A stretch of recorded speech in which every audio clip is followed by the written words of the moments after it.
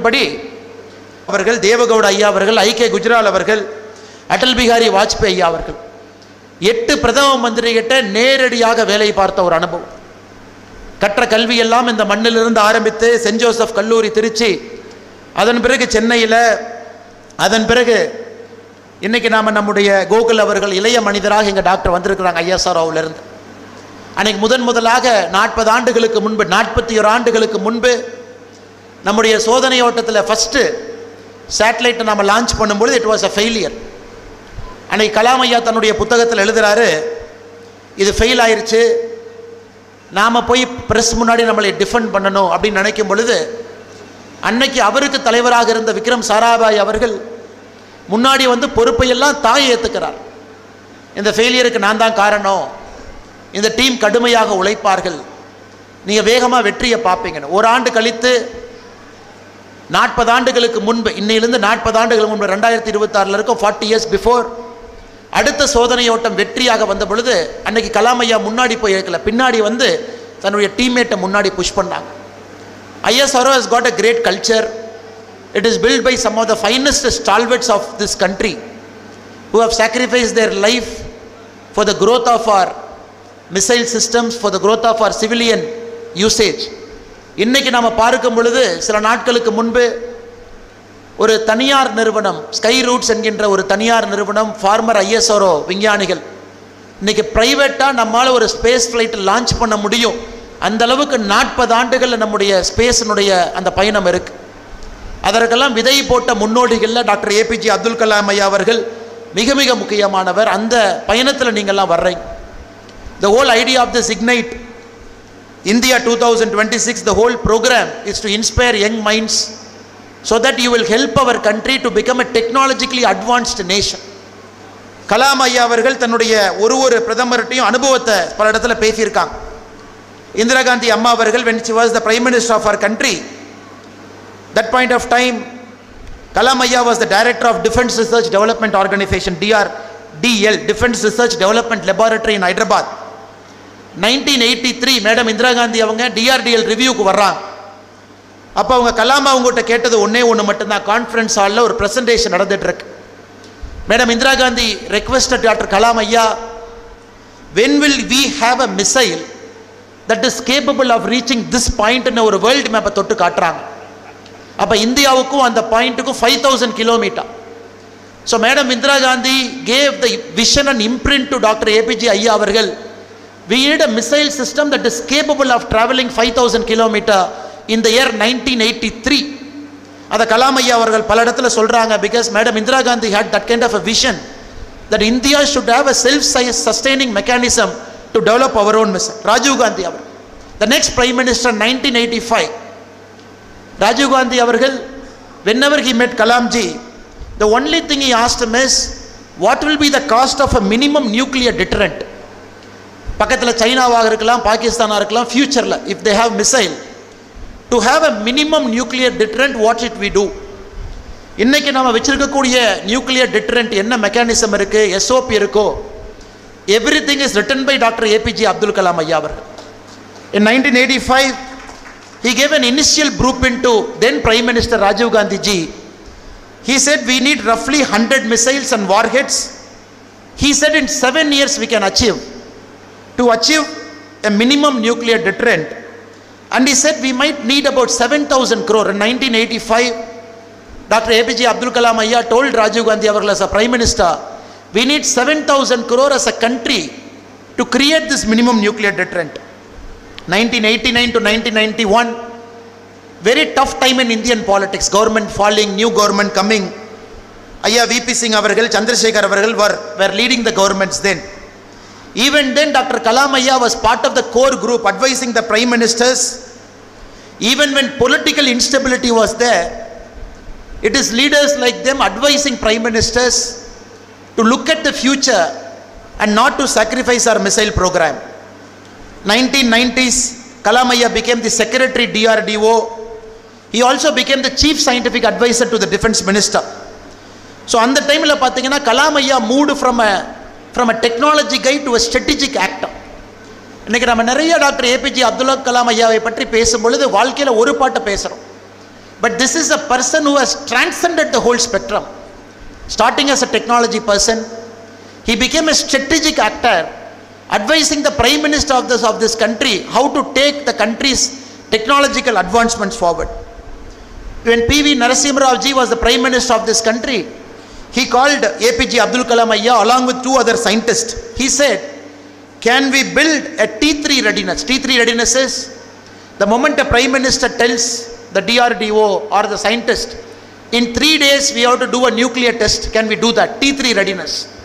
India at that point of time never had a T3 readiness. It is a Prime Minister Narasimha Rao Avargal who spoke to Kalam Ayya and said India has to get ready to T3.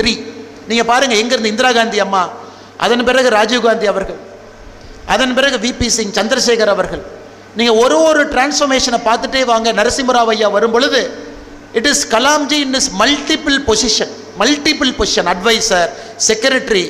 He has moved from a basic plan to a T3 readiness. But unfortunately, P.V. Narasimha Rao ji lost that election in 1996. So he was about to test it. He told Kalam, we are not going to do it. Then again we went into a very confusing political time. So multiple chief ministers, including I.K. Gujral ji, including Deva Gowda ji, we had multiple prime ministers in that time. Atal Bihari Vajpayee ji had only 13 days as India's prime minister. So in the குழப்பமான சூழ்நிலையிலும் கலாம் ஐயா அவர்கள் was very clear, we are moving towards T3. Prime ministers can come, prime ministers can go. It is APJ Abdul Kalam ji who had this vision continuously across multiple prime ministers, multiple governments, multiple political ideology, multiple party. இவங்க எல்லாம் வேற வேற ஐடியாலஜிங்க, வேற வேற politicians, வேற மாதிரி leaders, வேற மாதிரி பார்ட்டி. கண்டினியூஸ்லி அதை மூவ் பண்ணிக்கிட்டு வந்துகிட்டே இருந்தார். When finally we had the chance, when Vajpayee Ayya came for the second term as the prime minister, he told his private secretary Shakti Sinha, he said, please get Kalam கூட்டிட்டு வாங்க அப்படின்னு.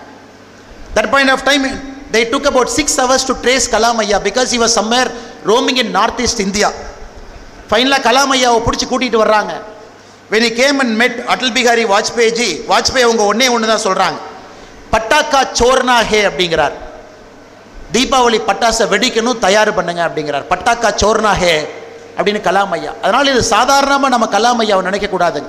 த whole spectrum of strategic defence travel பண்ணி American pressure எத்தனையோ நாட்கள் இருந்த பொழுதும் கூட அதை நாம் வாஜ்பாயினுடைய 2வது டைமில் உங்களுக்கு தெரியும், 6th April 1998 Pakistanis tested surface to surface missile Gauri. So we had lot of pressure because Gauri missile was able to travel 1500 km with a 700 kg warhead. So Delhi, Mumbai, Kolkata, Chennai எங்கேயா இருந்தாலும் கூட ஒரு Gowri missile Pakistan போக முடியும். It was very very important, that test cannot fail. அந்த போக்ரான்ல நம்முடைய test what Kalam Ayya did 1998 in the month of May, 2 tests we did, அது fail ஆகிறதுக்கு வாய்ப்பே இல்லைங்க. it has to only succeed. அது ஃபெயிலே ஆகக்கூடாது, சக்சஸ் மட்டும்தான் நம்ம நாடு எதிர்பார்த்தது. and APJ Abdul Kalam Ayya delivered it that day. May 11, May 13, 2 wonderful tests we did. The politics of our country changed forever. The strategic deterrence of our countries changed forever. The politics of Southeast Asia changed forever. The politics of India, China, Pakistan changed forever. அதனால் இந்த மனிதர், he always had a vision coming from the small island. இந்த சின்ன ஐலண்டில் he says World War II 1945 பேப்பர்லாம் போய் வீட்டில் போடும் பொழுது கலாம் ஐயா அந்த காலையில் பேப்பர் ஆர்வமாக பார்ப்பார். என்ன ஆர்வமாக பார்ப்பாருனாங்க, வேர்ல்டு வார் 2ல 2 விமானங்கள் சண்டை போட்டுட்டு இருந்துச்சு. The Spitfire planes and the Luftwaffe flights. Luftwaffe வந்து ஜெர்மன்ஸு, ஸ்பிட்ஃபயர் வந்து பிரிட்டிஷ். எந்த பிளேன் ஜெயிக்குது அப்படிங்கிறத ஒரு நாள் பேப்பர் போடும்போதும் கலாம் ஐயா அந்த தலைப்புச் செய்தியில் பார்ப்பார். அப்படி ஆரம்பித்த ஒரு கியூரியாசிட்டி படிப்படியாக இங்கிருந்து படித்து ஒரு இடமாக சென்று ஒரு தேசப்பற்றை எப்பொழுதுமே விடாமல் கடைசி வரை இந்த நாட்டிற்கு ஒரு சிறந்த குடிமகனாக நாம் எல்லாம் எப்படி இருக்க வேண்டும் என்பதை உணர்த்தி, அது மட்டும் இல்லை, பல இடத்துல கலாம் ஐயா பேசும்பொழுது உங்களைப் போல நான் மாணவனாக உட்கார்ந்துருக்கு. நேஷனல் போலீஸ் அகாடமி நம்ம ஐயா இங்கே இருக்கிறாங்க, one of the best finest IPS officers of our country. ஹைதராபாத்தில் கலாம் ஐயா பேச வருவாங்க, all of us will be students. Lal Bahadur Shastri academy டேராடூனில் பேசுவாங்க, அங்கேயும் மாணவனாக அமர்ந்திருக்கின்றேன். ஆனால் அவருடைய உயிர் பிரியும் பொழுது ஐஏஎம் ஷில்லாங்கில் மாணவர்களுக்கு ஒரு லெக்சர் கொடுக்கும் பொழுது தான் கலாம் ஐயாவுடைய உயிர் பிரிந்து இறைவனடி சேர்ந்திருக்காங்கன்னா எந்த அளவுக்கு ஆண்டவன், கலாம் ஐயா, மாணவர்கள் 3 பேரும் ஒரே லைனில் இருந்திருக்காங்கன்னு நீங்கள் பாருங்கள். All of them were in the same line at the age of 84 in IIM Shillong while giving a lecture. Kalam Ayya, we lost Kalam Ayya. But the beauty, every moment of this, நாம் இங்கே வரும்பொழுதெல்லாம் it is an opportunity for us to tell ourselves we have to follow Kalam Ayya's path. A person who didn't get married, a person who gave up non-vegetarian, ஹாஸ்டலில் போய் mess bill கட்டணும், send Joseph college திருச்சியில் நான் vegetarian சாப்பாடு 18 ரூபா, vegetarian சாப்பாடு 14 ரூபா. அக்காவோட நகையை வாங்கி படிக்கும் பொழுது எதற்கு குடும்பத்திற்கு தேவையில்லாமல் அந்த 4 ரூபா செலவு வைக்கணும் அப்படிங்கிறக்காக ஓவர் நைட் ஃப்ரம் நான் vegetarian he became a vegetarian. பாருங்கள் எந்த மாதிரி மனிதர், எவ்வளோ விஷயத்தை அவர்கிட்ட நம்ம எடுக்க முடியும். இதே ராமேஸ்வரத்தில் சைக்ளோன் 1964 ஒரு மிக மோசமான சைக்ளோன் வந்து ராமேஸ்வரத்தையே கிட்டத்தட்ட தரைமட்டமாக்கும் பொழுது அவருக்கு ஊருக்கு வரணும்னு ஆசை, கையில் பணம் இல்லை, எம்ஐடியில் படிச்சுட்டு இருக்காரு. தன்னுடைய ப்ரொஃபஸர் பெஸ்ட் ஸ்டூடெண்ட்னு குடித்த டெக்ஸ்ட் புக்கை கொண்டு போய் அடமான வைக்கிறார். ஒரு கடையில் 400 ரூபாய்க்கு அடமான வைக்கிறார். எதற்குன்னு கேட்கும் பொழுது ஊருக்கு போகிறதுக்கு பணம் இல்லை, சொந்த ஊர் ராமேஸ்வரத்தில் சைக்ளோன் சேதத்தை ஏற்படுத்தியிருக்கு, என் டெக்ஸ்ட் புக்கை வச்சுக்கிட்டு 400 ரூபா கொடுங்க. இந்த கதையை கேட்ட மின்ட் ஸ்ட்ரீட்டில் இருந்த ஒரு பான் புரோக்கர் கலாம் ஐயாவுக்கு 60 ரூபா பணம் கொடுத்து நீங்கள் ஊருக்கு போயிட்டு வாங்க, தயவு செஞ்சு இந்த டெக்ஸ்ட் புக்கை நான் பத்திரமா வச்சுக்கிறேன், யார்ட்டையும் திருப்பி கொடுக்க மாட்டேன், நீங்கள் வாங்கின பணத்தை என்னைக்கு கொடுக்குறீங்களோ அன்னைக்கு இந்த டெக்ஸ்ட் புக்கை நான் திருப்பி கொடுக்குறேன். அந்த மனிதனுடைய வாழ்க்கையில் சின்ன சின்ன சம்பவங்கள் உங்களை இன்ஸ்பயர் பண்ணணும். Small things. அவர் வாழ்ந்த ஒன்று உங்களுக்கு இன்டெகிரிட்டி, நேர்மை, ஹானஸ்டி, எத்திக்ஸ், இதெல்லாம் அவர் லைஃப்பில் சின்ன சின்ன விஷயங்கள் சொல்லும். இந்தியாவுடைய ஜனாதிபதியாக இருந்த பொழுது நமக்கு தெரியும், people's president, when he was the 11th president of our country, எப்படி வாழ்ந்தார், ஃபேமிலி எப்படி வச்சுருந்தாங்க, ஃபேமிலி மெம்பர்ஸ் வந்து ராஷ்டிரபதி பவனில் தங்குனா அதுக்கு பில் யார் கொடுத்தாங்க, ஒரு சூட்கேஸோட உள்ளே போனார், ஒரு சூட்கேஸோட தான் வெளியே வந்தார். அப்படிப்பட்ட ஒரு ஜனாதிபதி நமக்கு. அது மட்டும் இல்லை, அந்த காலத்தில் ராஷ்டிரபதி பவனில் இஃப்தார் விருந்து ஃபார் ஆர் முஸ்லீம் ஃப்ரெண்ட்ஸ், இஃப்தார் விருந்து நடக்கும் பொழுது அதன் முதலாக கலாம் ஐயா சொன்னாங்க, இந்த ட்ரெடிஷன் வேண்டாம், ஏன்னா 22 லட்சம் ரூபாய் இதற்கு செலவாகுது, அதனால் அந்த 22 லட்சத்தோடு அவருடைய பர்சனல் பணம் 1 லட்சம், அதை போட்டு 23 லட்சத்தை அங்கே இருக்கக்கூடிய ஆர்ஃபனேஜஸ்க்கு உணவாக வாங்கி இஃப்தார் விருந்து ஆர்ஃபனேஜஸ் கொடுத்துட்டார். இஃப்தார் அன்னைக்கு ஆர்ஃபனேஜ் கொடுத்த ஒரு பெருமையும் டாக்டர் கலாம் ஐயாவுக்கு சேர். அதை விட எனக்கு ரொம்ப பிடிச்சது, US president George W Bush India வர்றாங்க, ராஷ்டிரபதி பவன் வரணும், சீக்ரெட் சர்வீஸ் வர்றாங்க, கலாம் ஐயாவை பார்க்குறாங்க, இந்த கார்பெட்டை மாற்றணும், இந்த கார்பெட் கொஞ்சம் பழசாக இருக்குது, ஏன்னா அமெரிக்க ஜனாதிபதி வர்றாரு, கார்பெட்டை மாற்றுங்கன்னு. கலாம் ஐயா சொல்கிறாங்க, கார்பெட்டை மாற்ற முடியாது, இந்த கார்பெட்டில் மிகப்பெரிய தலைவர்கள்லாம் நடந்தனால தான் இந்த கார்பெட் தேஞ்சிருக்கு, அதனால் எந்த காரணத்துக்கும் இந்த கார்பெட்டை மாற்ற முடியாதுன்னு அன்றைக்கி சொன்னார் ஜார்ஜ் டபிள்யூ புஷ். அதே கார்பெட் மேலே தான் நடந்து போனாங்க. அது மட்டும் இல்லை, ராஷ்டிரபதி பவனை ஹேண்ட் ஓவர் பண்ணணும், செக்யூரிட்டி செக் பண்ணணும், நாங்கள் கண்ட்ரோல் எடுத்துக்கணும், அதன் பிறகு தான் செக்யூரிட்டி வெட் பண்ணணும்னு சொல்லும் பொழுது கலாம் ஐயா சொன்னது, இந்திய குடியாட்சியினுடைய தலைமைப்பிடமாக இருக்கக்கூடிய ராஷ்டிரபதி பவனை எந்த காரணத்திற்கும் யாருக்கும் சரண்டர் பண்ண மாட்டேன், நீங்கள் எங்கே செக் பண்ணுமோ செக் பண்ணிட்டு போங்க. இதையெல்லாம் இன்று இருக்கக்கூடிய தலைமுறைகிட்ட நிறைய நம்ம பேசணும். இது பல புத்தகத்தெல்லாம் படித்த இடத்துல இருந்த சின்ன சின்ன நோட்ஸ், ஒரு புத்தகத்தில் ஒன்று.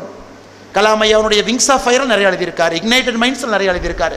கலாம் ஐயாவுடைய ஒரு புத்தகமும் பொக்கிஷன் தான். நீரஜா சௌத்ரி அவர்கள் ஹவ் பிரைம் மினிஸ்டர்ஸ் டிசைட், அந்த புத்தகத்தில் ஒரு பிரைம் மினிஸ்டருடைய ஸ்ட்ராட்டஜிக் டிஃபரன்ஸை பற்றி எழுதியிருக்காங்க. கலாம் ஐயாவை பொறுத்தவரை எல்லா இடத்திலும் இருக்கக்கூடிய ஒரு மனிதர். அதனால் இந்த கலாம் ஐயாவுடைய நிகழ்வு, குடும்பத்தினர் இவ்வளவு சிறப்பாக அதை ஒரு ஆண்டும் எடுத்துகிட்டு போகிறீங்க, குழந்தைங்களை கூட்டிகிட்டு வர்றீங்க, அவங்கள இன்ஸ்பயர் பண்ணுறீங்க. மேடையில் இருக்கக்கூடிய ஒரு தலைவர்களும் கூட இங்கே இருக்கக்கூடிய குழந்தைகளை இன்ஸ்பயர் பண்ணி, கலாமன் ஐயா சொல்லியிருக்கக்கூடிய செல்ஃப் டிட்டரன்ஸ் நமக்கு வேணும், டெக்னாலஜிக்கலி அட்வான்ஸ்மெண்ட் நமக்கு வேணும், ஐஎஸ்ஆர்ஓவில் நிறையா பேர் நீங்கள் போய் சேரணும், டிஆர்டிஓக்கு வரணும், ஒரு குட் எத்திக்கல் பொலிட்டிக்கல் லீடர்ஸாக நீங்கள் வரணும், நல்ல குடிமகனாக வரணும். அது எல்லாருக்கும் நாம் கலாம் ஐயாவை எப்பொழுதும் நம்முடைய ஒரு ஆதர்ஷ புருஷனாக நாம் அதை எடுத்துக்குவோம். அவருடைய வாழ்க்கையில் அவருடைய பயணத்தில் நடப்போம். Let us walk in the food steps Kalam ஐயா லெஃப்ட் ஃபார் அஸ். இன்றைக்கி மட்டும் நம்ம கொண்டாடணும்னு இருக்கக்கூடாது, எவ்ரிடே பாருங்கள். கலாம் ஐயாவுடைய குடும்பத்தினர், மூத்த குடும்பத்தினர் எனக்கு என்ன கொடுத்துருக்காங்க பாருங்கள். He gave me கலாம் ஐயாவுடைய ஃபேமிலி சார்பாக ஒரு மயில், ஒரு சேவல், ஒரு முருகப்பெருமானுடைய வேல். இதுதான் கலாம் ஐயாவுடைய ஸ்பிரிச்சுவாலிட்டி. எப்பவுமே அந்த ஸ்பிரிச்சுவாலிட்டி இப்படி தான் இருந்திருக்கு. ராஷ்டிரபதி பவனில் இருக்கும் பொழுது கூட வீணை வாசிக்கக்கூடிய பழக்கம் இருக்குது. நிறைய இடத்துல நான் படிச்சிருக்கேன். It gave him lot of inspiration. ஒரு ட்ரூ செக்குலர் இந்தியாவில் எப்படி இருக்கணும் அப்படிங்கிறக்கும் கலாம் ஐயா அவர்கள் ஒரு மிகச்சிறந்த உதாரணம். அதனால் வந்திருக்கக்கூடிய எல்லா மாணவ செல்வங்களுக்கும், இங்கே இருக்கக்கூடிய பெற்றோர்களுக்கும், ஆசிரியர் பெருமக்களுக்கும், பத்திரிகை நண்பர்களுக்கும், சிறப்பு விருந்தினர்களுக்கும் மறுபடியும் ஒரு முறை என்னுடைய வாழ்த்துக்களை, வணக்கங்களை தெரிவித்து, மேடையில் இருக்கக்கூடிய சான்றோர்கள் எல்லாம் கலாம் ஐயாட்ட நேரடியாக பணி செய்தவங்க, 40 ஆண்டு காலம் இருந்தவங்க. ஐயா டாக்டர் DR கார்த்திகேயன் ஐயா அவர்கள் 40 years he was a friend of Kalam. அதே போல் இங்கே இருக்கக்கூடிய நம்ம டாக்டர் ஐயா 40 ஆண்டுகளுக்கு மேலே கலாம் ஐயாவோடு எல்லோரும் இருந்தவர்கள். அவங்களுடைய பேச்சையும் ஆர்வமாக கேட்பதற்காக நான் இருக்கின்றேன். பெரும் வாய்ப்பு கொடுத்த கலாம் ஐயாவுடைய குடும்பத்தினருக்கு, குறிப்பாக அண்ணன் டாக்டர் ஷேக் சலீம் அவர்களுக்கு என்னுடைய நெஞ்சார்ந்த நன்றிகளை தெரிவித்து என்னுடைய சிறு உரையை முடித்துக் கொள்கின்றேன். நன்றி, வணக்கம். தமிழ்நாடு வளர்க, பாரதத்தினுடைய புகழ் ஓங்குக. ஜெய்ஹிந்த். Ladies and gentlemen, Thiru Annamalai K, Chief Mentor, We the Leaders Foundation.